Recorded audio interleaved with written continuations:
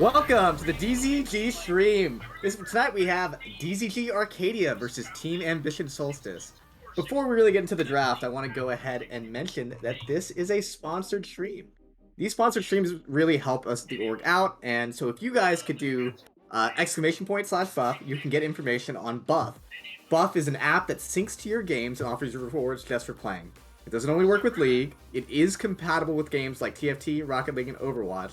So please use, once again, !buff to get the download link today.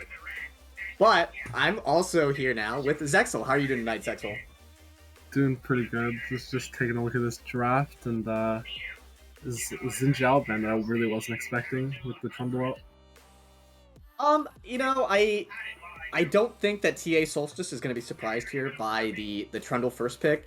Trundle is a pilot pick for this team, as their junglers played it quite a bit, and Trundle, just in the competitive aspect, as well as the solo queue, is a strong jungler right now, and is a great flex for top/jungle. But from experience, I know that the coach is also a Trundle-like freak, and definitely has some favoritism towards that champion, particularly. I mean, you could even flex the Trundle support, to be honest. It looks like that they have a Viego mispick.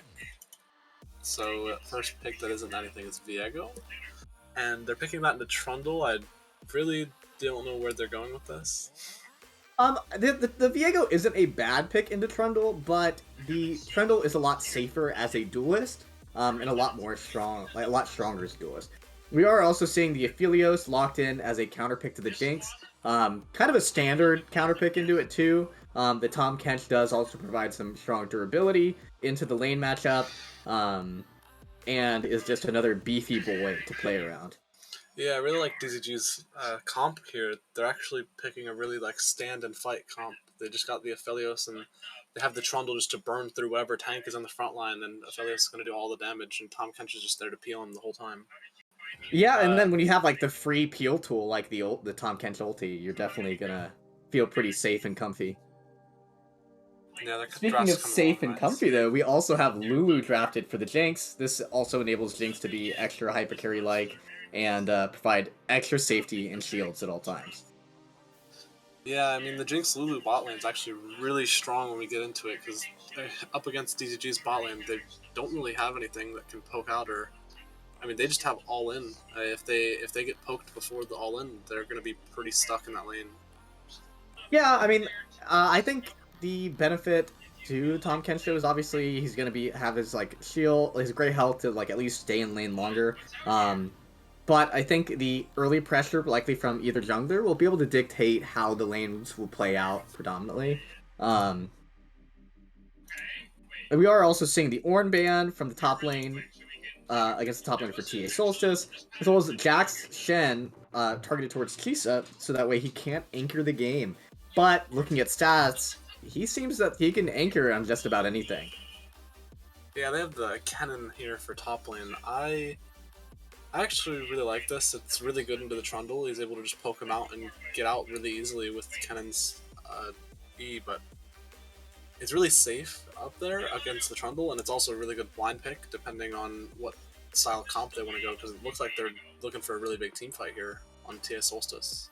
My main concern for this, though, is the lack of health, and we are seeing Aurelia locked in for Chisa. Chisa has proven in the past that he is an absolute monster on this champion, and cannot be contained. Chisa has shown that he likes to play these really heavy sustained champions and absolutely kick butt on them. And I expect that we're going to see the same thing tonight. Yeah, if I'm looking at Arcadia, the Irelia just able to dive in onto this Kennen. I don't know if he's going to be able to get away. They have the LeBlanc with even more dives here. And this is actually a new pick. No, not a new pick. They played it once, and I'm pretty sure I casted that game too. But as the audience will likely be able to tell us, I have a terrible memory. So we are seeing that locked in for the good damage and safe laning. You know, over here on TA Solstice, I actually really like this Rise pick, because one thing that you were talking about that TA Solstice is missing is the durability. And with Rise in the mid lane, he's actually been recently going the tank tier item. and he's becoming like basically a full-on tank as Rise. It's He's gross. a really good. He's a really good frontline. He's really good seat like lockdown as well, and he still has the output of the Rise damage coming through with his mana scaling into AP. I actually really like this pick. It just for the team comp in general. I like this pick as well. I think that this is a strong pick right now. Like it may be a little dull and a little boring. I don't think I don't think it has the same damage output, but I will say that it's not necessarily weak, and the extra sustain for longer team fights is definitely a perk. The problem with this though is that now Trundle knows who to ulti. He knows who he's gonna sap armor and MR from, and is going to look to do that every time in team fights, anytime he can get close enough to the Rise to do so. Yeah, I'd actually like to see TS Solstice play this team comp out where they actually bait out the Trundle and then immediately Lulu ult the Rise, so he doesn't actually lose as many stats as they assume is going to go down. And while all this is happening, we can always look for the cannon flanks or even the Jinx rockets just coming out, piling on rockets after rockets. With DZG actually having 3 melee champs, Jinx becomes a really high priority pick to go into the full damage Runins plus Kraken Slayer build. But that is a bit scary, seeing that on Arcadia they also have the Irelia being one of the really good dive champs with LeBlanc in the mid lane with really high damage outputs. But I think that with Lulu, you can have those reliable shields and the peel with her polymorph to get through that. Yeah, I think there's some truth to that. I will say this, though. I am concerned about your hypothesis on ulting the Rise here. They're likely going to want to hold that like ulti for the Jinx, because if you really think about it, look at it. You got a Trundle, Tom Kench, Aurelia, and LeBlanc. That's a ton of dive. That dive is going to be on that Jinx, like, it's in no time. And there's not a lot of peel, in place to protect that Jinx other than the Lulu and maybe like a Cannon ulti or Rise stun. But in this theoretical scenario, the Rise is getting that ulti, and now Jinx is surely doomed to die. Yeah, I that is true, and I'm looking back at Arcadia's comp, and I think that they actually mismatched their styles a bit with these last two picks, because with Irelia and LeBlanc, they really want to go in, but the Aphelios just wants to sit back, and he just wants to, like, get his damage off. He doesn't want to have to, go in. He doesn't want to have to flash and use Gale Force to go into the enemies. He just wants to let them come into him, which may make it a bit harder for the ADC on Arcadia's side, but I'd like to see what they do. How about you? I think you're right. I think this is an awkward position to be Aphelios in this position. But if there's enough chaos going on, and there's enough advantage on the side of DZG, I don't think that Aphelios is going to have a problem, especially when he's on correct guns. I really don't even think that the team is really reliant right now on the Aphelios to deal damage. I mean, with you look at Aurelia, LeBlanc, Trundle, that's a lot of DPS that is going to be constantly being pushed out by the side of DZG onto Solstice. And, unless this Viego or Lulu Jinx get really strong, where they're kind of like being able to mitigate that heavy damage coming in, they're in for a rough time based on how squishy they are. Well, seeing the past games of DZG Arcadia, I'd actually like to see up in this top side if they can actually make anything out of this Ken and Viego, or up against the Ken and Viego, because I think actually if Ken and Viego are able to space correctly against the Irelia Trundle, they're not going to be like gankable. I think it's going to be pretty hard for them to get in. I don't want to be a negative Nancy for the side of TA Solstice, but considering their current record, I think that it is a little bit doubtful. I can't say that I'm very optimistic for the ability to execute that spacing that's required for that kind of ideal scenario you're talking about. But I like to think that an underdog story is as good as any to inspire players everywhere that you can do just about anything. Yeah, you just have to believe and you can win. Yeah, so that's the heart of the cards. Absolutely. Nobody's playing Twisted Fate. Well, as we were going into finishing up this draft and going into the spectator delay, we're going to go to a quick break here, and we will be back once this game starts. So, once again, download buff, and we'll be back.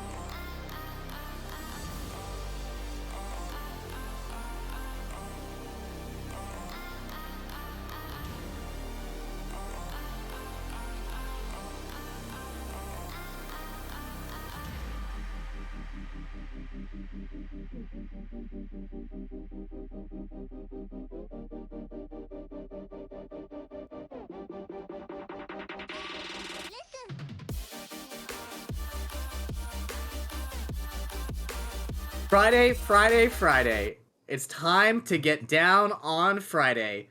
DZG Arcadia versus Team Ambition Solstice.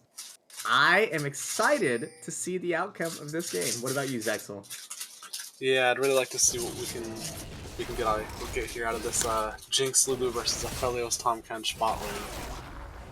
Yeah, so we're seeing normal starts from the side of the teams. We saw a initial 5-point.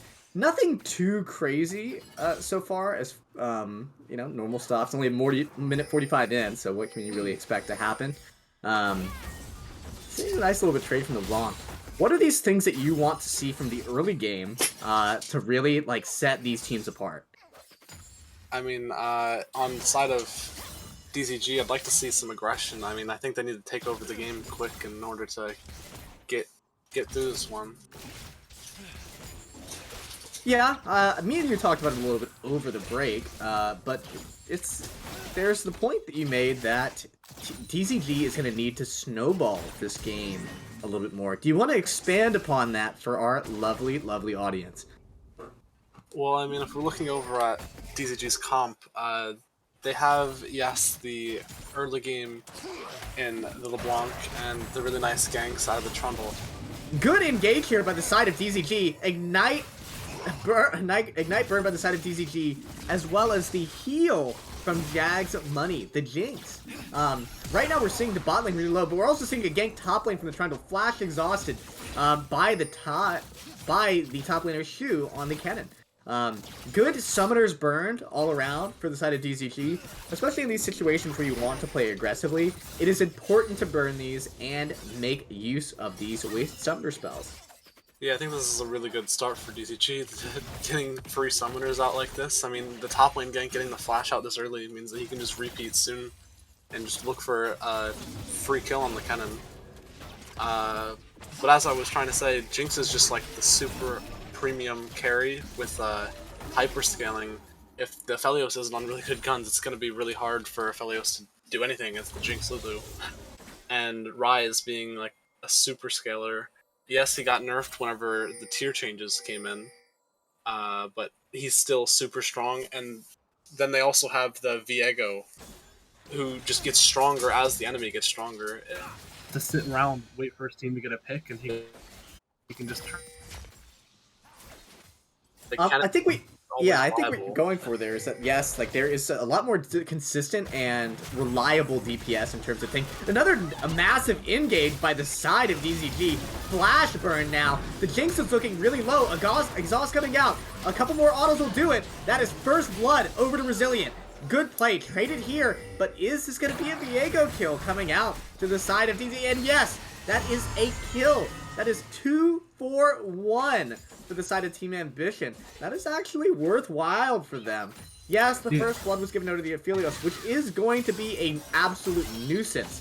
But that's a little bit of gold granted over to the Jinx and the Lulu and the Viego. Important people to have gold on in this early game. We're seeing a lot of additional trades coming out in top and mid. I don't know this is it for Kisa. Fighting in that minion wave is excessively risky, unnecessarily risky. I don't know what Kisa was thinking there, considering he is not level 6 and a unkillable god yet on the Sorelia. Yeah, normally as the Arcadia, you like to fight in the minion wave because you can get free stacks on your passive with your Q resets. But Chisa actually wasn't able to lower the minion's health before taking that fight, and it looks like we have a pause here. But I'd like to take a second to talk about how in that bot lane fight, the Aphelios flashed in. He had to overcommit his flash, and because of that, he basically, no matter what, was going to trade. But whenever the Tom Kench was running, it was actually, I really liked the patience out of Cole. He was able to hold his W until last second, wait and cancel the Tom Kench's W out. It was really nice patience out of him. I mean, I'd like to see more of that. He's also got a really good farm lead here during the pause. Yeah, I think you're definitely right there. It is a good lead, but like you said, it is an overcommittal of resources potentially. While there are less, I think that is a bug as well. I can't really tell. I'm not sure if Mag's Fries is Ignite is back up yet. It looks like it is. I don't. Maybe I'm just a fool, but it is up, as confirmed by lovely staff. But I mean, we still have the Flash for the Tom Kench and the Ignite, but both ADCs are without summoners right now. The heal will be up likely soon for the Jinx, but it is not a great place to be as an ADC without an escape. And this isn't old Tom Kench where we have the free eat anymore. So until he hits 6, there's not like a safe place to be if you're getting 3-man or 4-man bot lane right now for the Aphelios. Yeah, it's actually pretty unsafe as Aphelios now. He did overcommit that a bit, but luckily he does seem to have a little bit of a slow push down here bot right now. Yeah, and I mean, so long as they can, maybe even look for like a freeze, something like that in the future, just to play like extra safe, maybe let the waves crash, and just kind of just soak as much minions and EXP as you can. I think he'll be okay. Yeah, actually, looking here at the map, I'd like to see either one of the junglers look bottom lane now, knowing that both ADCs have no sums, and the dragon being up. It does look like Viego's actually already pathing down there. Yeah, it does look that way, and I mean, we have seen. I mean, like based on numbers and numbers alone, Viego has made a greater presence this game so far, and he should continue to look to do that. I mean, he's got the CS advantage, and he has the gold advantage as well as kill advantage. he's just got advantages all around, and he should look to continue to do that as far as this game goes. If he can get ahead, this could be a possible like absolute turnaround for the side of Team Ambition. Yeah, and it looks like we're back into the game. Yeah, hopefully hopefully the slag issue is resolved for Chisa. Very good excuse for that questionable trade top lane, and hopefully it was legitimate and it's resolved, and so he won't take those really poor trades in the top lane.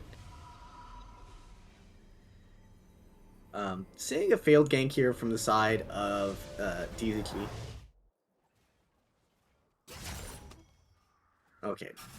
A summoner has disconnected. A summoner has disconnected. Alright, now we're seeing the scaling going back, and I don't really think that we're going to see a lot at this point in the game as far as, like, a big trades right now. I think both teams, especially in the bot lane, are going to want to play safer, considering both summoners are down. And especially for the side of DZG, they do not have their jungler on the side of the map. Yeah, I'd like to see a little bit more, I guess, brawling out of DZG here. I mean, they do have really nice catch, really nice pick here out of the mid and jungle, which they do seem to be looking for something here. It's kind of hard to look for something at that point, especially, I don't know if it was worth burning the Ignite there. I think LeBlanc got a little bit greedy with the Ignite usage there. He's not low enough to justify that. But we are seeing them make a good use of this rotation in the low health mid laner by looking to take the dragon here. Their waves pushed in, they're letting Jinx do her thing and last hit as much as she wants for the advantage of this early Cloud Drake. Not the best Drake in the world for the early game, but, hey, a free Drake's a free Drake. Definitely not going to say no to it. Yeah, early Mountain Drake just means no Mountain Soul. Or, wait, Mountain Air. And it looks like we are seeing another pause coming in, likely for the same reasons as before, as far as lag and possible connection issues for the side of DZG.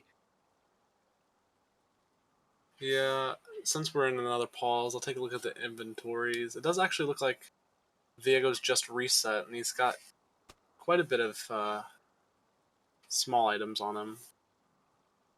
It is interesting that he's going Bork first. I think that's a little dated as far as first items go for Viego. But hey, you're ahead right now. Do what you think is best. Build that Bork, brother. And do what you need to do as far as this game is concerned. Clutch the win. Do what you got to do. Yeah, I think it's a lot more security and a lot more burn down with the percentage max health damage if he gets it really early. The slow also basically keeps him on top of people, like the Trundle and the Tom Kench being able to just zoom away, essentially. Mm-hmm. And Irelia able to dash around. But I think it's alright first item, but yes, a lot more people have been going either the Kraken Slayer or the Shield Bow first, or even the very old first item. It actually doesn't come to my mind. It's either Triforce or Divine item. Sunder or really. Yeah, that's what it used to be. I've seen Sunderer. Sunder is more current. Triforce used to be a popular build on release, and not so much anymore. You don't really go Triforce, but just because Divine Sunderer, just for the extra bump in damage, is way more popular these days. You don't really do the Triforce build anymore. Okay. That also will give him a lot more tankiness, which lacking early game on that side. On the right.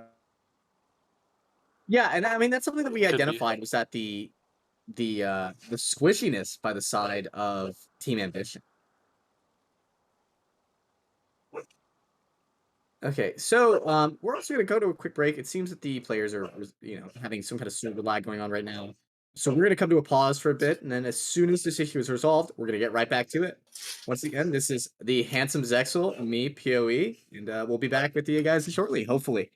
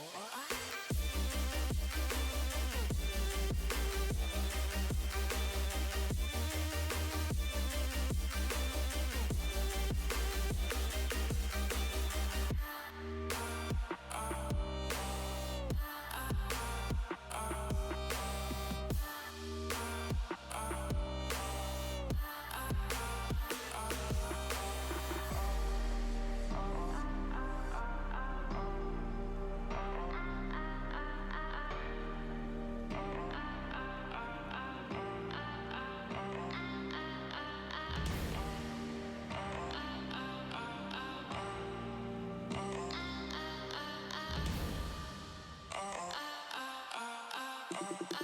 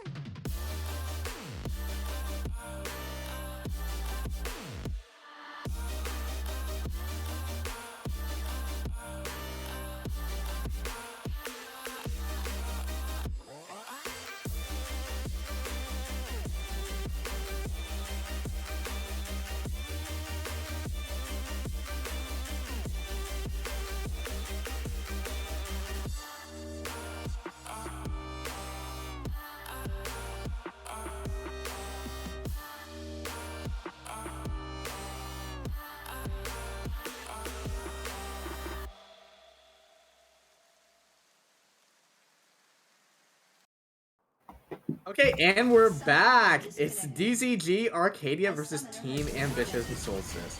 After a brief pause, quote quote, due to server lag issues, you're seeing this game back, and we're potentially going to see a kill solo by LeBlanc versus the Rise here. I think that was actually a well-executed play. They landed a really good chain, and were able to capitalize on it perfectly. We're also seeing a heavy trade from Aurelia into here. I'm really seeing that this lag issue might be resolved, and I'm seeing some pretty well-executed plays. Yeah, I think those are some really nice 1v1s for the DZG Arcadia. I think they might have abused the fact that everybody needed like a good minute to get back into the game, but let's see if they can keep up this aggression. Yeah, you know, I'm liking this aggression. A little bit of a scuffed trade by the Lulu. I think a little too far forward there to solo trade with the Aphelios. But just going to pop some pots and move on like it didn't happen. Yeah, I think what we want to see here is this LeBlanc. We want to see her roaming. We want to try and get her to fight down in the bot lane with Trundle ganking, yeah? Yeah, you know, I want to start seeing some more jungle action here. I'm a little disappointed by the lack of agency that these players have had. I mean, I know as a jungler, I'm not one to talk, but, you know, the ideal thing here is to make these plays as a jungler, especially early, to try to influence as much as you can. We're seeing a heavy trade from the Rise onto LeBlanc, but it's I don't think it's really going to go anywhere. We're seeing another stall by the side of Team Ambition. A flash coming out from the two members. Death onto the block. That's a good gold over. Another kill is traded over, 1-for-1. We're seeing a re-engage by the side of Team Ambition. Root coming in from the LeBlanc. Ult coming down from the Viego. Viego swapping over to the Tom Kent. Big knockup potentially coming. Knockup miss. Ult coming in. Will we get a W in from the... Okay, that's a good kill by the side of Team Ambition. This is actually a good counterbalancing play here. They're able to get some gold onto the key members like Viego, as well as like net themselves a map advantage here. Because of this, I think that they should look to try to go ahead and do the Rift Herald here. Yeah, but I think we're that not was a really seeing good 3-for-1 on the side.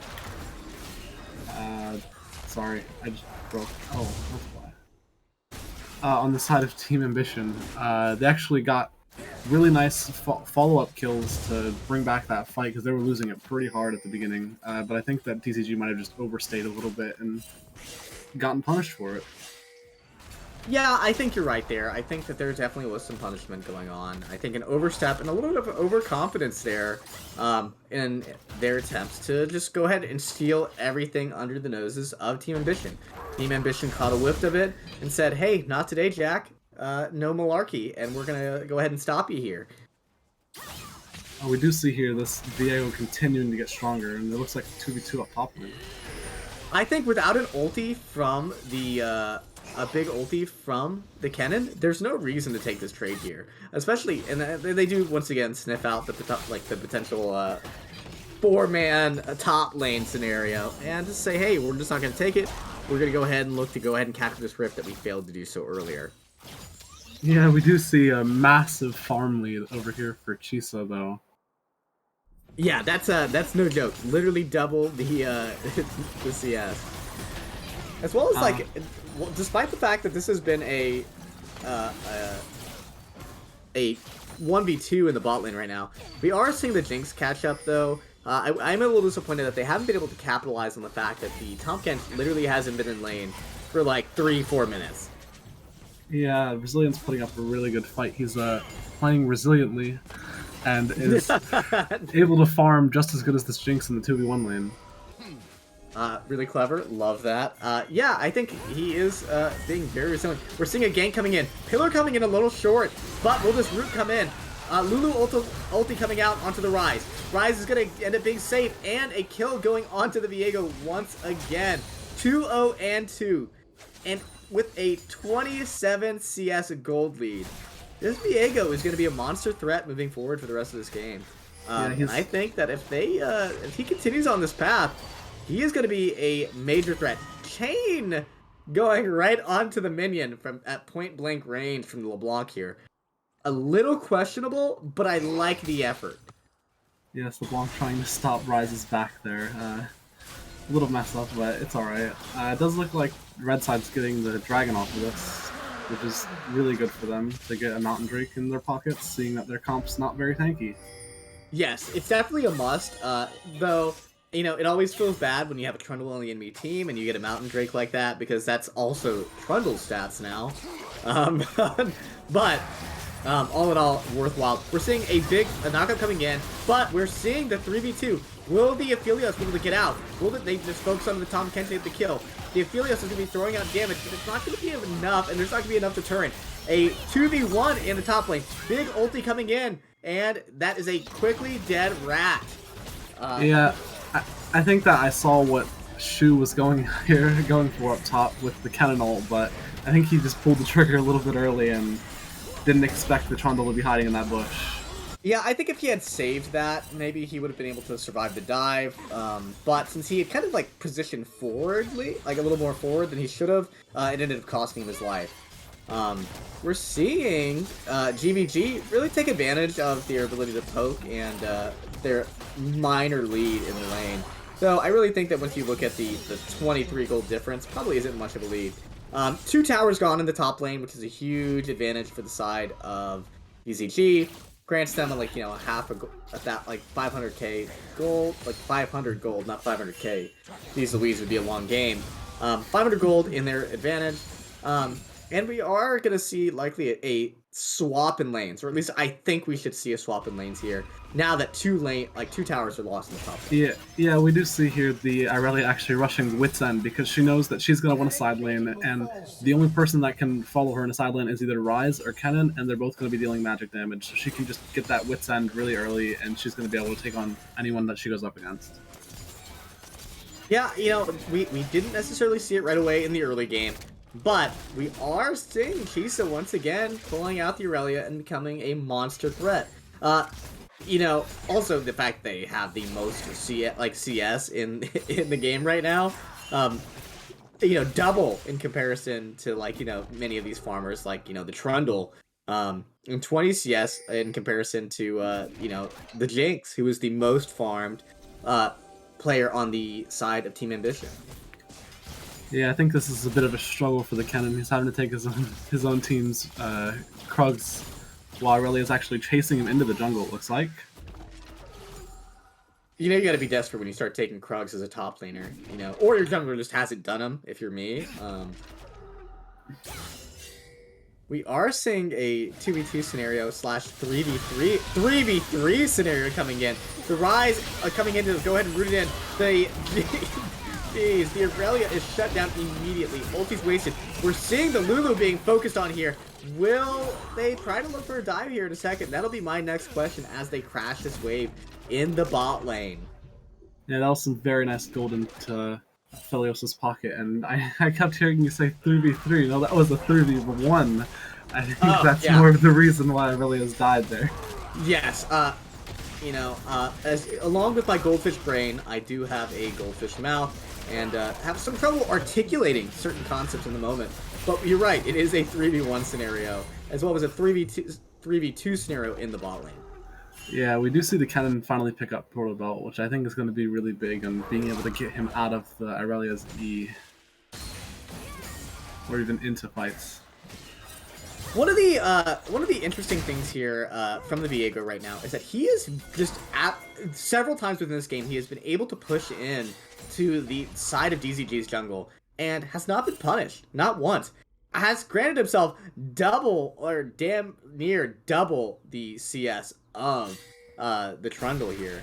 Um, I think that that is a major oversight as far as the side of DZG goes. The fact that they haven't been able to establish a solid amount of vision in the river to prevent these invades, despite Chisa's massive lead, is kind of a failure on their part, and definitely should be corrected as we look into game 2. Yeah, here we see DZG actually looking to set up for this dragon in 30 seconds, which is why they have the Irelia splitting on the side, which is what I was talking about, where she's going to be coming up against one of these mage champions that are going to be dealing magic damage, and she's not going to be able to take any damage. She's going to be able to win the 1v1 every time. Yeah, I don't know if it's going to be worthwhile for this. Although I can't tell what guns we have here by the side. It will not matter what guns he has if he dies here now. Resilient is being focused heavily. Will that be enough heal? It is Jinx. not. The Diego getting his reset. Jinx throwing off rockets onto the side of DZT. Big ulti from the cannon.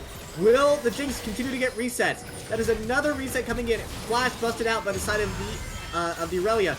Now we're seeing the LeBlanc being chased down. That is another kill going on to the Jinx. The Jinx securing several kills during that fight, and now being 4-1-3. We're going to see them get this dragon here as well, and it is just not DZG's game right now. I think that there has to be some server lag issues, because it's looking like this very underdog team is becoming the top dog in this game. Yeah, TA Solstice gets so many kills onto the Jinx. That's exactly what they needed to get this game going. Unfortunately, the LeBlanc actually split, and the rocket ended up going and killing off the Irelia, getting the shutdown gold, putting right, or I don't think she was shutdown gold actually, but putting that gold right into Jinx, just get excited, just popping her off. Yeah, no, I mean, and that's like the dangerous thing about the Aphelios Jinx matchup, is that while Aphelios on good guns is more dangerous than the Jinx is, you have to be reliant on these guns. You have to be able to take place. Okay, this is a long lane type scenario. I think we could potentially see Chisa getting a solo kill here. There's nowhere to go there in that situation. Yeah, there is no matter something how long that we lane saw is, there. you're not getting away. We did see the cannon actually proto-belt in a straight line. Irelia was just able to keep following, and Irelia actually picks up the Hullbreaker's second item in this split push side lane. She is not going to be touched by anybody by herself. A little bit wasteful crash there, but I mean, you know, it happens to the best of us. You know, no flame, no game. You know what I'm saying? But we are going to see the next crash come off. I was kind of expecting to see an additional 2 towers. Ulti coming out from the side of DZG. Nothing to be followed up with. The Shorelia is being utilized there to make sure that they are able to safely get away. Another tower coming down. And 2 towers coming down for DZG. Big damage onto the Diego, but he's safely away. And we're seeing a little bit of dicey plays. And despite the fact that we said only moments earlier that this was not looking great for the side of Team Ambition, we are seeing a lot of gold netted for DZG. Yeah, I think DZG has very good macro over this map with the Irelia split push and the Herald just going down mid, and no one on TA actually able to defend it. I think that it's actually really, really hard for TA to get back in here without a really solid team fight, which they're not actually able to get. Yeah, you know, and that's kind of one of the things, is that you need to get these good team fights. You need to replicate the exact scenarios that you were able to get this Jinx Quadra. And if DZG is just going to split push like this, it's kind of hard to force that. Until you put a threat like, you know, the Baron, per se, you're not going to be able to pull the side of DZG into a big team fight like that again. I think it's going to be hard. It's going to be almost impossible. Yeah, I think what we need to see here is, I think we need to see TA actually looking to either collapse on the Irelia and just wave clear the lane that DZG is pushing, or just trying to take the 5v4 and letting Irelia have her way. Yeah, I don't disagree there. I think you're right. they need to really just start shutting down the Aurelia as every time they can, because you know, you need somebody to match the Aurelia, but until you get like a hull breaker on your side, it's gonna be kind of hard. DZG setting up the sneaky trap here into the Tribush, but it seems like the side of TS is just not buying it. Seeing some poking out for vision control and not much else. Yeah, I do like DZG sitting here playing slow because they know they don't have to fight the enemy. They can just let Irelia split push bottom, split push mid. I mean, Irelia's collecting both mid and bottom wave right now. She's just getting herself stronger and stronger as time goes on. I mean, okay, engage coming in on the Tom Ken. Really a lot of focus coming out. Big Kennen ulti. Will they be able to follow up on it? We're seeing the Kennen die instantaneously. Backup coming in from the Diego. Aurelia coming in to really try to 1v4. No luck. The Aphelios is coming down next. LeBlanc will surely soon follow. Or not, because she just dashes a lot. We're likely going to see the Baron here after this. I think that's a smart play. LeBlanc, you know, really can't do much to stop this right now. Yeah, I really didn't like to see that out of DZG. I was just speaking about how we had them not forcing the fight, trying to just stall it out and let Chisa down bot lane push in the waves, and then Chisa actually with the build of the Hullbreaker Wit's End is just not going to be as useful as the Viego in the team fight, or even like as we saw, Viego went onto DCG's backline and just ult after ult after ult. He was able to take them all out except one of them flashed out, LeBlanc. This is like it's really back and forth here because DZG, as far as turrets go, have been able to like macro the hell out of this game. But we're seeing a lot of these like micro instances where they kind of abandon this macro identity that they've had of like playing slow, not splitting the game, like splitting the map, you know, or splitting their calls, and now are trying to like transition from a split pushing style comp to a 5v5 type scenario, which is what the side of Team Ambition wants to do. And it's not really working out for them. I think if they stick to this true identity of, you know, splitting the map, letting Aurelia just do whatever the hell she wants, they're not going to find any issues. But because they're not doing this, they're in a tight spot. Yeah, I think I don't want to see them trying to team fight anymore. It's not going to work out for them. And we do actually see here the Rise finishing his tier item, becoming a very tanky boy. Yes, very much a tanky boy. And the worse that this gets for... I mean, he's 0-1-9. Like, he's doing well. He might not be the highest DPS in the game, but at least he's reliable. As far as, like, his tankiness and his ability to survive these fights. He's also got the wave clear. As we see, he's 50 CS over LeBlanc. And actually, I look up top lane, and there's a flame horizon going on with the Irelia and the Kennen. That does not look like a fun matchup for Kennen. He's down quite some gold. Yeah, definitely, especially when you have like 100 CS difference, yeah, it's not going to be fun. I think we're seeing a slow siege type situation here. With this, the cannon wave, the side of Team Ambition is like this thing. We're going to see an engage onto LeBlanc, try to get some poke. I think if she can safely do that every time, she's not going to have issues here. I don't know if the use of the item on the Aphelios is going to be really worth it. I know it's only 1 minute and 30 seconds on it, but you should probably look to hold that for a more serious threat. Yeah, especially when there's no flash up. Yeah, if I'm... He doesn't have, like, incredible guns, but he doesn't have bad guns. I think this is a time for a hard force. Because at this point, you have to take the 5v4. You have to hard engage. You have to look for the kill here. And then just turn on the Aurelia afterwards, I think. Yeah, I don't think that DZG wants to fight. And I think that's why they're just forcing in waves, but I don't think they're able to get anything out of it with no actual objectives up. Yeah, you want to burn out, like, let the timer tick down on that Baron buff and move from there. You don't want to I'd risk like- anything extra to happen here. I'd like to actually see this Jinx. I mean, she's just on her 3rd item. That's a really big power spike for Jinx. She's going to shred through the front line of DZG now. If she gets into these team fights, I think this is going to be massive for the Jinx. I mean, this Jinx is already massive, and then when you look at the fact that the Viego is as powerful as he is, there's a lot of reason to be concerned here, and I mean a lot of reason to be concerned here, because you think about the Runins being bought, LDR, that's a whiffed ulti coming in, the missed knockup from the Tom Kench. We're seeing a little bit of dancing here. I don't think we're going to see a lot of actual meaningful fights here. Yeah, I think that we could have seen an engage off the cannon, but he didn't know where the Irelia was specifically, so he was a bit scared.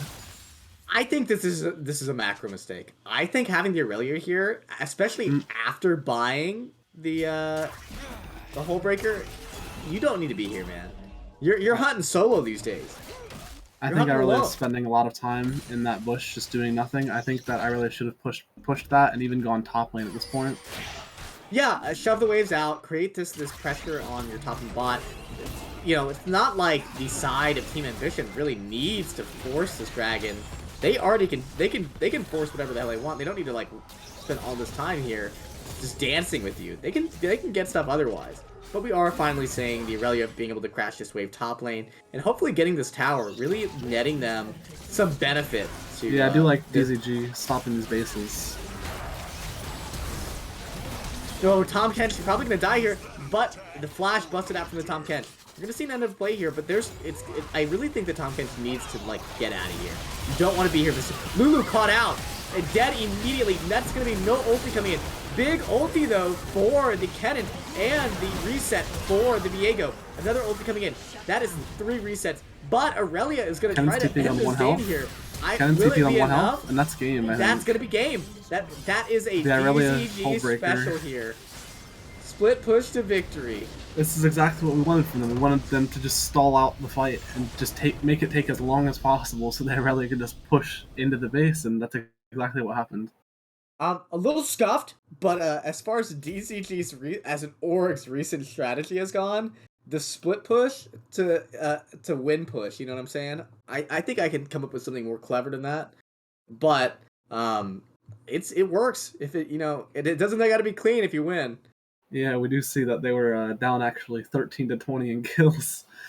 So you can tell they weren't relying on the team fight. They were very much relying on that Irelia split push, and it's gotten them the victory today.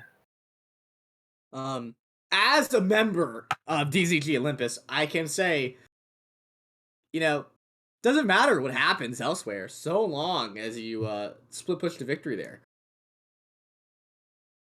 It's may not be the cleanest game, but it's a win's a win. Stats are still a little gross, obviously, but big surprise. What I'm going to assume is, I'm not even making assumptions. I'm kind of an idiot. 2, 6, and 10 being Shu on the cannon. What do you think is going to be the big thing for Team Ambition to come back this next time around? I think they need to shut down top lane, or there's the same thing's going to happen. Yeah, Kisa really stomping the gromp, if you know what I'm saying, as far as the top lane goes. Kennen at some point might as well have been a jungle camp, It's you get a little bit of gold, you get a little bit of health back. Yeah, I think if they're planning to pick something like the Rise, I don't think they need to use it as a counter pick for red side last pick. I think that they can actually just blind that. I don't specifically see, especially if it's going to be their tank. They could leave if it's the not going top to be lane. your hard carry, They can leave the top lane for the last pick and try to counter into the top lane. I mean, that was a really big part of this game. Was that early game? Yeah. I mean, and Team Ambition really did a good job as far as the middle game goes. But when you're committing all 5 to a 5v4 and you're not able to close out that 5v4 fast enough and stop the Aurelia, what do? I mean, like, you had the 3 Drakes, you had the Baron, you had the gold advantage. he had the kill advantage. Everything was in Team Ambition's favor, but if you aren't gonna be able to stop and focus out this Aurelia, there's not much you can do. Yeah, and it's a bit unfortunate that actually the cannon almost got 100-0 before having to base, because that was their only fight. That was their against only Aurelia. hope to saving the game, for sure.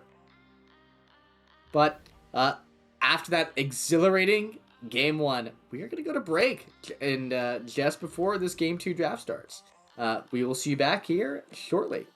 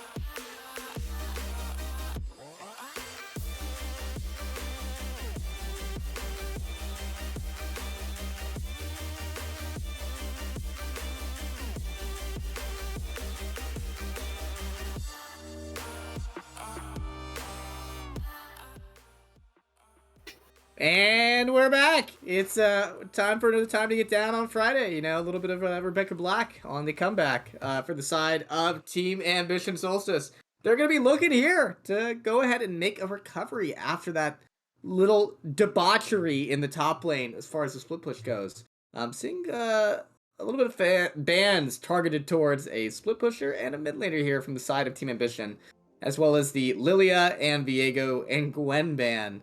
Potentially being targeted at a jungle or perchance, and their ability to really execute and be a meaningful presence on the global scale. Yeah. What do you think? I think that DZG doesn't want TA Solstice jungler to actually be able to impact this top lane. We see the Irelia banned away, as expected, I feel like. And the Trundle first pick, yet again, I think that they're just trying to deny every single jungler away from TA Solstice. And last game it worked. Let's see what happens here. I mean, Team Ambition Solstice especially the jungler, did a very good job. Cole V5 did do good. He seemed like a meaningful threat in the early game and the late game. His ability to 1v2 was a major part of the success of Team Ambition last game, as well as his Jinx. His Jinx was able to get some gold and become a hyper carry threat that we all know and love. Seeing an absolute run back as far as the bot lane goes so far. Seeing the counter matchup to the Aphelios. But we are seeing a Thresh this time. One of Mags' best champs. He is absolutely a monster on this champion. But we are seeing the Lulu come back. So a mostly run back, type deal. Yeah, I actually really do like the Thresh. It's just there just because of the Diana dive. It's very good peel for the Aphelios, especially if the Thresh is very experienced. He can just instant flay anyone who wants to dash in on your carry. And we do have pretty much the exact same draft on both sides, yet again. We're seeing a hyper carry jungler, hyper carry ADC on both sides, and a really supportive support. That what can you expect? Neither side. I would say that DZG has more to want to change and critique as far as their draft goes. Team Ambition Solstice, despite that mistake on the macro scale for that stopping the Aurelia on the split push, played well. I think that was not a bad performance for the side of Team Ambition. And they should look to correct some of these minor mistakes. Yes, it was minor mistakes, but those minor mistakes do often add up and become what cost you the game on occasion. Happens to the best of us. Yeah, I was actually very worried. We just saw that their missed ban was Olaf. I was very worried that we were going to get Chisas in the hands of the Olaf here, being able to just run over the Jinx, Lulu, and Diana. It does look like it gets banned away, so... I mean, this is what happens when you play so well. Chisa, you get 4 bans. What can I say? You did it to yourself. You deserved it. And you will likely have this happen to you moving forward. I actually do like the change in draft here from TA Solstice. They actually picked the mid laner, which is the Victor, which is a very safe, good scaling pick. And they actually look for the counter pick in the top lane. And this is so they can actually try to go up against Chisa and try to actually make something out of that top lane this game. Oh, they absolutely have to. You really can't prevent it. Seeing the Aurelian Soul. I personally am not a fan of this pick. I've seen them play it before. While it did better than I expected, was not impressed overall of this pick. I think A-Soul's really good at being a follow-up burst. Really good zone control with the stars and the massively ranged Q. Also really good map pressure, and followed up by a Skarner. That is some very nice lockdown, actually, on DZG's side. As well as Tank Shred with the Aphelios and Trundle. I'd assume that means the Trundle's going top lane then? Yes, that would be a probably good and safe assumption. Especially after you think about that's the benefit of having the Trundle pick, is that when a lot of bans are dedicated to top, you can always revert the Trundle pick to top lane. We are seeing the Mordekaiser picked. this is not a bad tool in order to, especially when you go Riftmaker, you're dealing true damage here. If the Mordekaiser goes even in lane, I still think that is beneficial to Mordekaiser in this situation.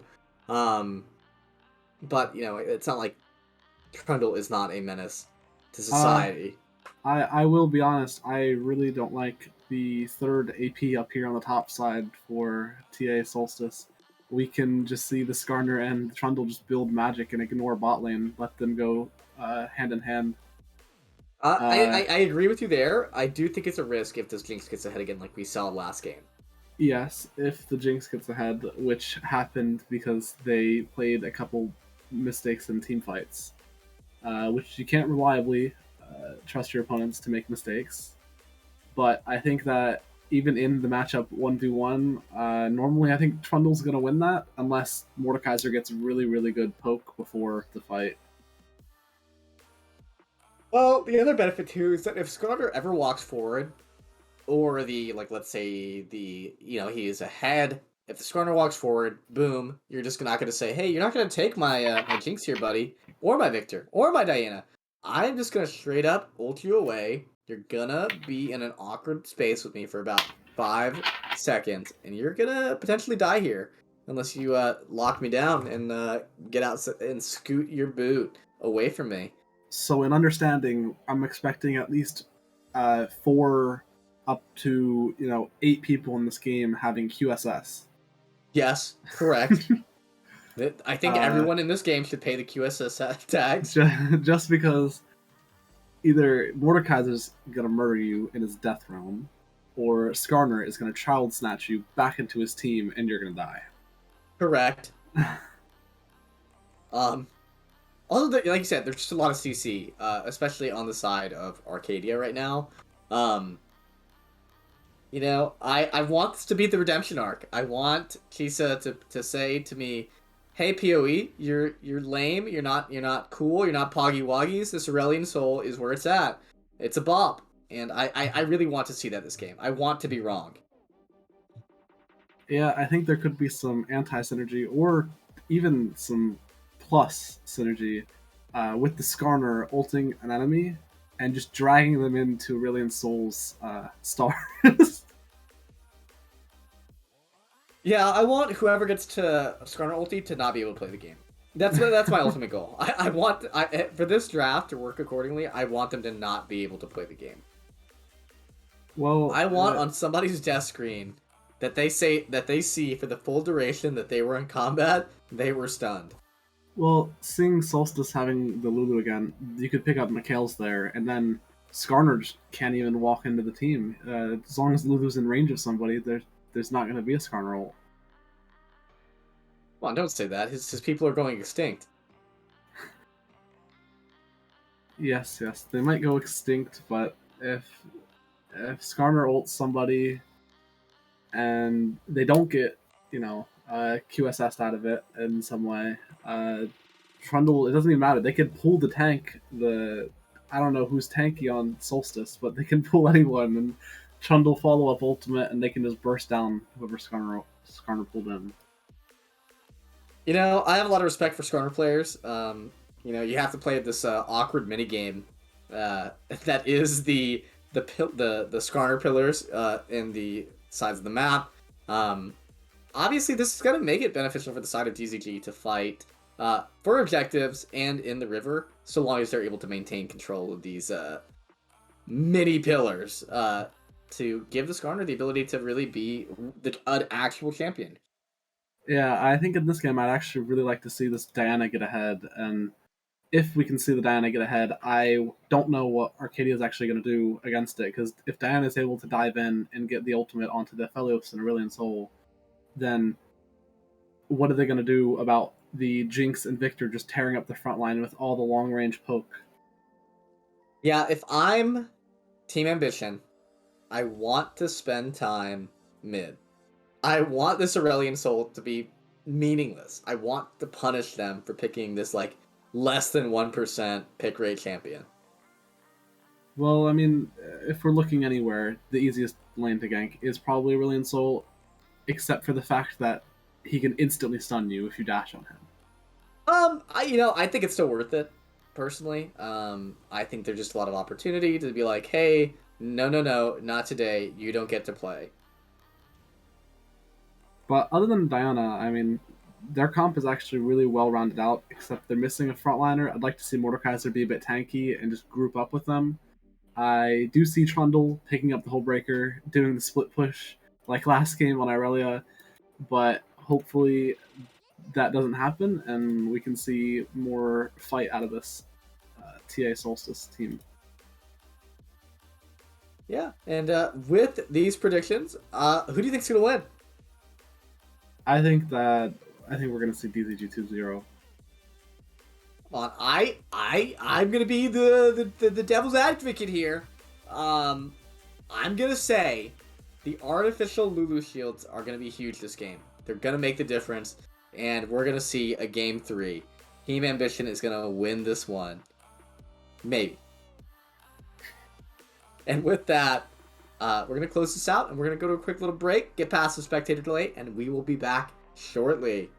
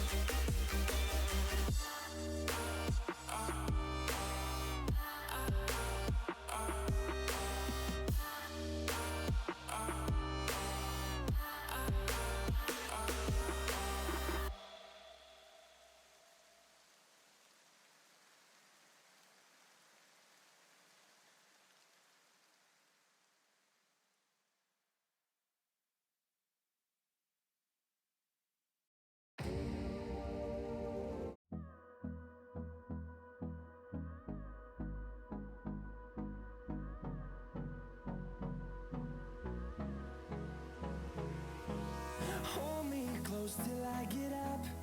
Time is barely on our side. I don't wanna waste what's left. The storms we chase are leading us, and love is all we'll ever trust. Yeah, no, I don't wanna waste what's left. And on we'll go, through the wastelands, through the highways, till my shadow turns to sun rays. And on we'll go, through the wastelands, through the highways.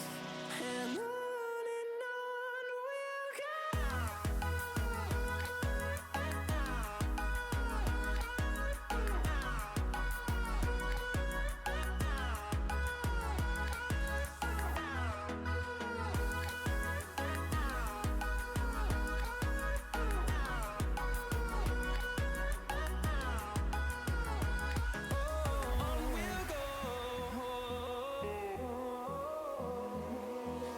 Finding life along the way, melodies we haven't played. No, I don't want no rest. Echoing around these walls, fighting to create a song. I don't wanna miss a beat. We are kicking it in the front seat, sitting it in the back seat.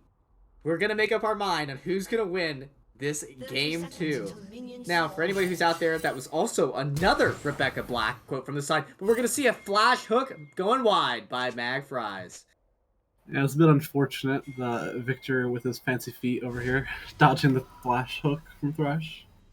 You know, you got a big, you gotta crack a few eggs to make an omelet, and there was a few eggs cracked, but no omelet. Seeing a little bit of trade going into the Chisa versus Shu. Likely not going to see anything meaningful come about this. This is a level 1, but we'll probably see the reset by the side of Team Ambition. Some very massive damage coming out of Trundle there, it seems. Well, it is Trundle level 1 with lethal tempo. I mean, what are you going to do? Except, I honestly think that's a mistake not backing. Like, it is better to let the Trundle get vision in your jungle than it is to say, hey, I'm going to walk into lane here with, like, half health. Yeah, if we're looking at this game, something I do like to spot out is the Predator on Skarner. I would have much rather to see the phase rush this game. Oh, a hook. Level 1 ignite.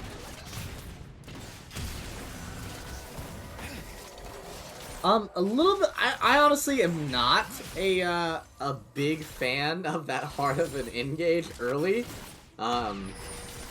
I think level 1 is not the time to do it. Yes, you know, it didn't work out a little bit, but I think waiting for the level 2 would have been way more beneficial and way more likely to produce some kind of meaningful outcome. Aggressive trades from the Trundle, really being an absolute lane bully, pulling him in, but that is the ignite burn. I think we will see Shu die. And we do. The and ignite another... trade. That's the unfortunate thing about the Trundle with ignite early is that you're just straight up gonna look to be an a-hole and bully. We're gonna see the Skarner try to make some early presence happen here. He's gonna try to take advantage of the fact that Lulu does not have flash and there's no heal available. Likely gonna see the flash come out from the side. A hook coming in. Lulu is going to die here. There's no way you get out. That is going to be a kill over to Resilient. And that's a 2-0 in favor of the side of DCG. Yeah, down here with these kills in the bot lane, they do seem really nice and really well at getting the kill onto the ADC, which is really nice to get gold in their pocket early, but I do see that first blood, it's a bit unfortunate. It happened last game as well.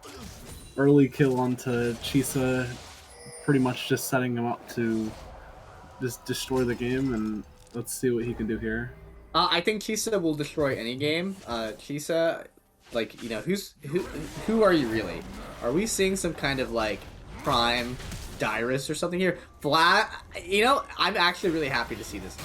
We are seeing the punishment coming out to Colby 5 and no longer granting him the free ability to just go farm. We are going to see a death here. There's no way you get out in this situation. Ignite being burned. And another kill going to a member of DZG. Yeah, it looks like Asol picks up that kill, which is actually really unfortunate for the Victor, who didn't do anything, who just got the goal, who got the wave pushed in. It doesn't even look like it's denying much, seeing that they're even in farm. This was the correct thing. I liked the rotation by the side of DZG to punish Colby 5. You know, last game we saw him absolutely generate like a massive gold lead as a jungler and have a massive presence on the map. But you're not on this, like, you know, very good early trading duelist anymore. You're on Diana, and you're gonna want to scale and avoid these early trades. And you got stuck in a terrible situation. Yeah, I was gonna say, when this wave is like getting very, very massive, I'd like to see Chisa just let it slow push into him and see it for another gank here. But it does look like the Mordekaiser's able to play back and fend off the gank. Yeah, very impressive. I'm happy for him. You know, like, you know, as a DZG player myself, I obviously want us to do well as an org and as, you know, as for all of my Hanson team counterparts. And it's working out for us. I may be skeptical because I am truly an unbiased and objective caster. Wink, wink. But DZG is looking good this game. Yeah, there's a nice little freeze up here for the Trundle. I'd actually like to see the Mordekaiser just leave this and go for that dragon and just look for the fight and get the Drake down bottom, but it does look like he's trying to push in this wave even though he can't really take the 1v1. Yes, this is a situation where you're gonna have to ping for assistance. You're not gonna be able to safely make this happen as the Mordekaiser, no matter what the hell, like, unless you're gonna like 1Q away from killing this this Trundle, you're not gonna get the kill. It's impossible. You're not going to be able to crash this wave safely, and you're going to only make your situation worse. And I think this is where Diana needs to come in, throw a couple Qs, get out of here, and be safe. Yeah, but as we see... Questionable E in here from the Mordekaiser. Really going to fucking kill him here because he blew it. Oh, Ooh, oh, the Darius flash over the flash. wall. This next Yeah, but- time that we see a mistake like that made by the side of Team Ambition, or at least Shu, is going to be a kill over to the Trundle. Yeah, but as we see, the Diana was rotating top lane to try to, subside that fight in top lane. They did just punish and just go take that dragon. Good play, good play. Despite my earlier statement only moments ago, we are seeing the Mordekaiser be able to hit 6, get an assist, and crash this wave. He is down 20 CS though, and is not going to be in for a bum time. Almost dies to tower there. But, what do you do? Happens to the best of us. Take turret aggro, and you want to move forward. Yeah, I think Trundle just overestimated his power on such low mana, and I mean, I don't really like the thought process of trying to go in there because you would have predicted the Diana being there since they didn't actually try to make a play to counteract that dragon that they just got bottom lane. Yeah, we saw no presence from the side of Team Ambition's jungler. You kind of just have to assume that the Diana is full clearing and is probably on your side of the map. A little bit greedy. I think in a true 1v1 scenario, Chisa does win that, but, this is a team game, and you don't always get that 1v1 type scenario. Yeah, mid lane just playing real slow like normal. I mean, what do you expect from this matchup? You're not going to see anything crazy. The roam advantage goes over to Aurelion Sol for his easy ability to move around the map. Thunder McBuster's goal here on the Victor is to just go ahead, force the Aurelion Sol to spend time elsewhere, and maybe even reset. Yeah, I do like the boots and the phase rush, though, to be able to sidestep these abilities and out of the ASOL, because all of them are skill shots. Yeah, we're seeing a Harding John easy kill coming in, potentially, for the side of the Jinx. Jinx hitting reset. There's nothing else to be gained here. Chakram's on the Aphelios. You don't want to continue this fight without abilities from the Lulu. Lulu going to get the kill on her. And maybe, push for some plates here. I think that's the move here. Get some plates, get some gold, reset, and just say, hey, we're the better bot lane. We're going to take the control here, and we're going to stomp. But we are going to see the reset here. Don't blame them for not trying to greed. But, hey, better safe than sorry for my Canadian brothers out there. Yeah, I think that's actually really good out of the bot lane on red side, because they're able to get the Jinx a kill, and they're actually able to not even take a single death there. And I think the Aphelios actually was a bit too confident. He was going back in the 2v1 because he had the chakrams, he had the red gun, and he was just ready to go in, but he just wasn't in that mindset yet. And Yeah, so what you're saying is all buns, no guns. Exactly. We are seeing a pause come in. Hopefully it's not a long one. I don't know if this is in the server lag related issue, but hopefully it is not a long one. During this break, what are your pros and cons for each team's chances of victory here? I mean, I think that we need to see Diana playing through this bottom lane, especially with them just taking that really big fight. Aphelios and Thresh having no flash. I mean, yes, their bot lane also blew flashes, but with Jinx's get excited and Lulu about to come up whenever she hits 6, it's going to be really big. Jinx is going to have a lot of defense and not really much to worry about other than the Skarner ultimate. And then I think on the side of DZG, we have to see something made out of this top lane. I think that if it keeps going as slow as it is, Mordekaiser is just going to come back in. And we're out of the pause. We're seeing some trades immediately coming in for the top lane. It is absolutely horrendous to play into that Trundle right now. You, from that short of a trade, you are half health. You are not having a great time. And speaking about having a great time, we are seeing a spectator delay for some reason. Hopefully this will be resolved soon and we can move forward. Speaking of which, we're back to it. I like the trades. I like the aggressiveness from the Victor. I do not like the confidence and aggressiveness from the Mordekaiser. Once again, dying to the Ignite ulti from the Trundle. Chisa, if you're watching this later, you are a menace to society. I need you to be, to just chill, man. Other top laners aren't having fun playing against you. Yeah, I think that, we actually see the Rylai's rush out of the Aesol here, which is really nice. It's able to slow down the enemy team comp from being able to go anywhere, even. Are we going to see the... We're seeing the dive come in from the Aphelios, but they're fighting under the turret. We are seeing a kill go over to the Aphelios. The Victor is caught out. Victor ulti coming down, but the Skarner ulti and stuns coming in. GB Jill getting the kill onto the Victor. So far, we're seeing a 1v1 kills going across.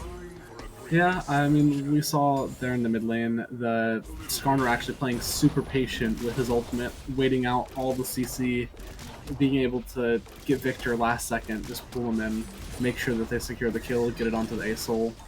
And in the bottom lane, I think that was actually super good for DZG, trading ADC for support and putting the gold into Aphelios' pocket, get him back into this game.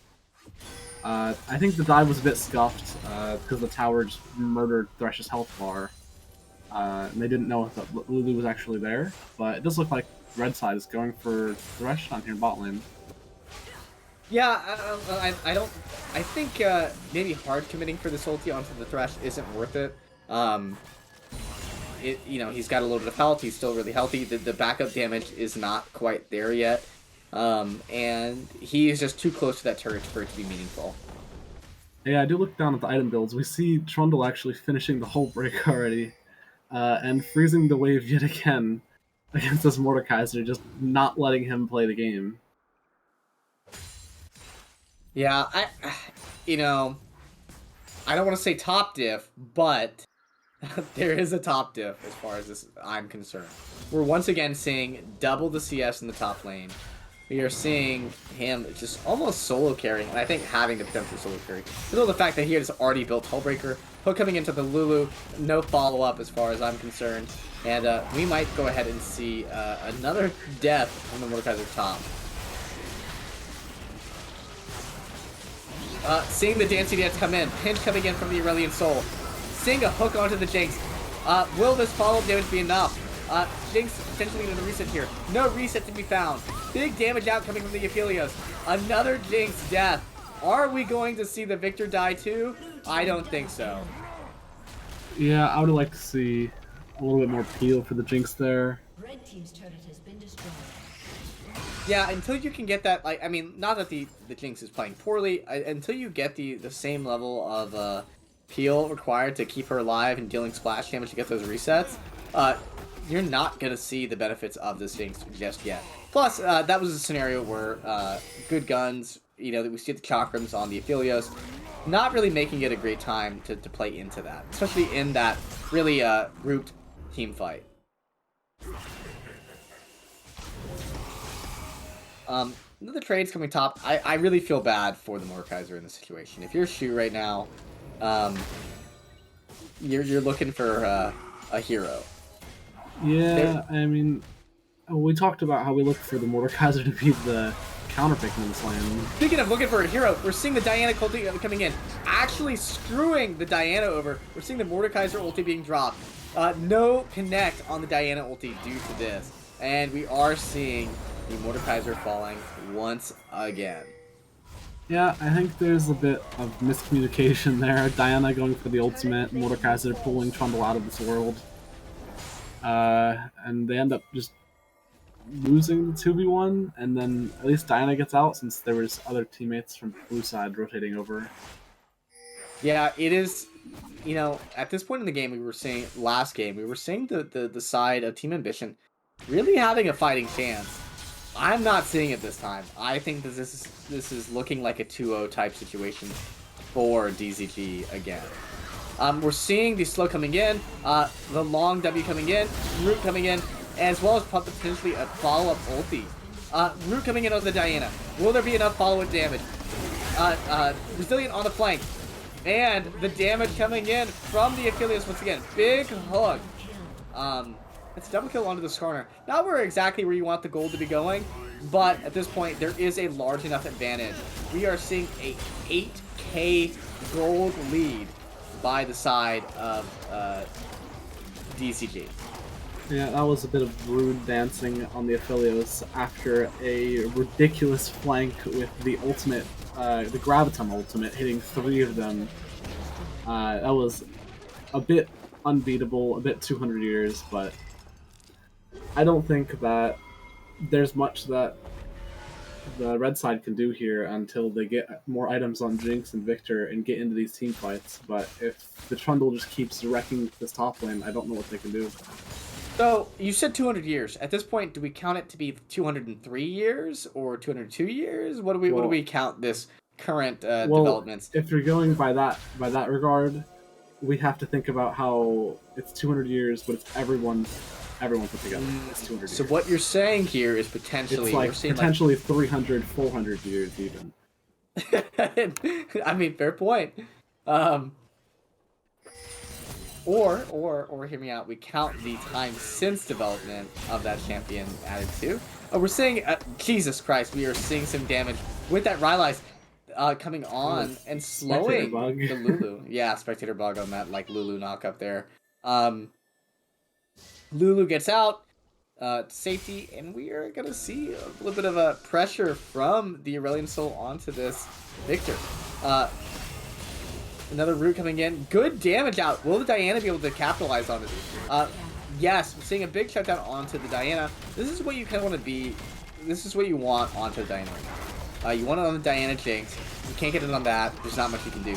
Kisa is absolutely disregarding the fact that Mordekaiser is underneath the tower and is just steamrolling this Morden shoot. I think we're going to see the Trundle escape to safety. They don't want to necessarily take the 3v3 or 1v3, but there is team help on the way.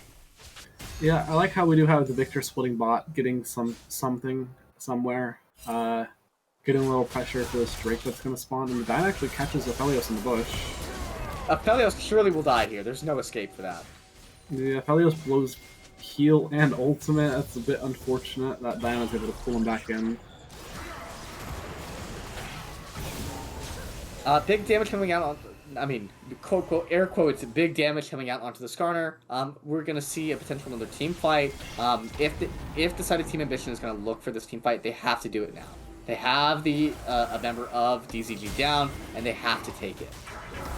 Yeah, we do see the Trundle rotating over with the same items as the Aurelia did last game. I don't know if this is the best fight. I don't think it'll be enough. I think that we're going to see enough damage coming out from the side of DZG to actually make this a worthwhile fight. Skarner ulti coming onto the Mordekaiser. Mordekaiser being dead. Are we going to see a potential Jinx reset here? Blue team gets the dragon. No reset available. Trundle running down the enemy team. Needs to back off. Does not want to be in this situation right now. I think this is an overextension by the side of Team Ambition as they look to chase and get a shutdown onto the Trundle. Yeah, there was a lot of rockets coming out of Jinx there, but as we see, she's not even on her first item yet, and the Victor's actually getting caught in the back of this. I don't think anything will come of this. I think there's a lot of safety for the Victor right now. Team members in the wings waiting to take this fight. Don't know if it would be smart to even take this fight in this situation. We are seeing Chisa try to cheese a little bit, but the Victor says, no, not today. I'm going home. A stun coming onto the Diana. Diana is in deep trouble. Ulti coming in, not going to be enough to save her. And she's going to die. We're also going to see the tower likely falling here just in a couple moments. Yeah, we see this Skarner actually doing a lot for DZG here, just locking down every one person after another. Yeah, I gotta give props to Trey on this one. His team is, I mean, I don't know if this is, to Trey's benefit, but, or to his praise, but his team is executing this very well. They're playing this very efficiently. They're getting kills where they need to. Maybe a little bit of greed, but, I can't say that there isn't a team out there that doesn't greed from time to time. Very impressed by DZG's performance this game, and especially in comparison to the game prior. Yeah, I'm actually looking here at the builds over on Team Ambition. Diana actually rushed the Nashor's Tooth, which helps with jungle clear, but it's not really going to help in the long run up against DZG's comp, because she's not really going to be able to constantly auto-attack anybody, I don't think. Yes, I mean, I'm a little torn. I know that there are members of this org, especially Neebs, who me and him have had many conversations as far as the Nashor's Toothbrush. In the dueling aspect, it is a better item, but when you're looking to play into a team that doesn't really want to be in melee range for you, it might be better to go something like the Proto Belt first. Root coming in. Stun followed up onto the Victor. There's no escape for Victor in this situation. He is definitely done for. He's running away to safety. Doesn't necessarily want to take the 1v4. I think right now, if I were DZG, I'd be looking for Baron right now. The team is on the other half of the map. I know that we can definitely be ready to turn if we have to. There is no vision for Team Ambition. They will know that you're on it, but there's no way to know what hell this objective is at. Yeah, and then we have the Trundle actually getting back into the lane, being able to push since they actually have to go and try to fight for this Baron. I'm curious to see if we're going to see a steal attempt coming in from the side of Colby 5. Would like to see him maybe get it, make this game a little bit spicier. But there's no way to really tell what the plan is here. Are we going to see the side of DZG peel off of this objective? We will. And before there's any real damage dished out from the side of the Team Ambition, we're going to see Diana fall. Lulu ulti coming in. Big damage from the stars coming out. There is no escape for this team. We are going to see a very solid turnout for the side of DZG. Kisa is just still ignoring this turret once again, going ahead and taking the 1v1, killing the Mordekaiser, who's boss, says, hey, I got Lethal Temple, and you're not going to win here. Conqueror's dead, and so are you. Yeah, another 3-man ultimate, Gravitum ultimate coming out of the Aphelios there, locking down the entirety of Team Ambition. That was really hard fight for them to walk in. It was just over after that, and then down bot lane, I just saw the Trundle slapping turret. Mordekaiser was trying to hit him, just wasn't dealing damage.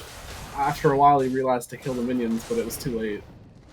It absolutely was too late in this situation. Like, it's also when you're 4-1-1 with, once again, more than double the CS of your opponent, what do you do in this situation? 82 CS at 22 minutes is a very unfortunate situation to be in if you are the Mordekaiser. Yeah, I think just overall, DZG's just letting them have it this game. Yeah, maybe a little scuffed game one, but they said, hey, you know what? Maybe we underestimated you a little, but now that we really know what we're working with, we're going to show you that we can work it. And that it is worth it. Again, they're actually putting the Trundle in the side lane, and they're just stalling out this dragon. Macro mistake by the side of Team Ambition. The Trundle is going to take the kill. We're going to see the big Diana ulti coming in, but it is not enough to really deal the damage out into the Resilient. We're still going to see another big Q coming out from the Aphelios. Big multi-group stun. Reset coming in from the Jinx. There is not enough lifesteal in the world to save you from that damage. This is going to be the end of game 2. 26-9. DZG steals the win. Or wins the win, really. It's not a steal by any regard. Yeah, another split push Trundle victory. Or not split push victory in general. I mean, they did win the team fight that time, the 4v4. At least someone was trying to contest the side laner this time. It just didn't seem like it was actually putting up a fight that game. Did not make the difference by any stretch of the imagination. Like, a 5-1-1 Trundle and a 11-1-8 GVG. GVG really coming out with the redemption here on his Aurelian Soul.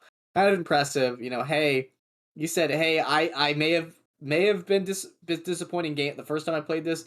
This time, not so much. As we go ahead and look over the stats, that's the most damage being the Aurelian Soul this game. Absolutely a menace to society. And not really saying, hey, I know that we like to play through Chisa and let him split push the game to victory and absolutely 1v5. We don't need him to do that. We're just going to win in general and just have him be the nice cherry on top.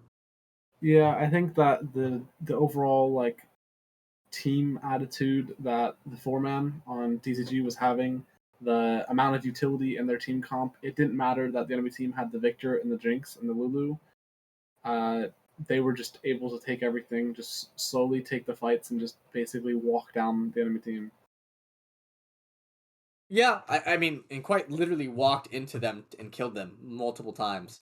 Not I think that having just the Lulu alone for the peel there is not enough to stop the Thresh, Aurelion Sol, and Skarner, who are going to be like that are going to be running at you full sprint, waiting to put you out of your misery. Um, who do you think is going to be the MVP of this game, or who would you say is your don't know. MVP of this game / series? I'm gonna be completely honest. I don't think I'm allowed to not give it to Chisa up in top lane. Yes, it would be a crime. It would literally be a crime. I would have to say that you would never be never be allowed to cast again. The audience with the absolute dominating amount of votes of a one one vote total goes to Magfries. I'm gonna go ahead and say, like, congratulations, Magfries. You are a beast. You are an incredible woman. You're awesome.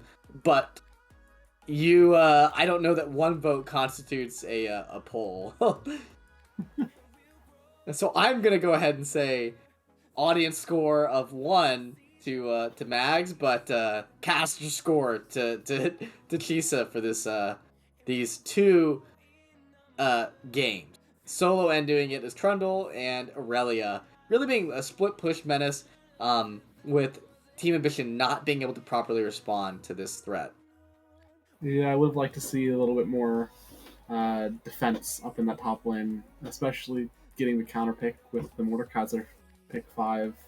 After seeing what happened game 1, I didn't really like where they went with it. I would have rather them actually look Yeah, look for a proper counter into that. I don't know that the Mordekaiser was what was enough, or I don't know if that was a skill issue or a matchup issue for him. But this has been me, the dastardly and handsome caster, and my also dastardly and handsome caster, Zexel. It has been a pleasure casting for you all tonight. We look forward to seeing you guys be here for the stream tomorrow. We're going to see DZG Elysium play, and we might see some other potentially handsome casters. Maybe not as handsome as us, but you will see them tomorrow. It has been a pleasure. Once again, download Buff, and we'll see you tomorrow. Have a good night.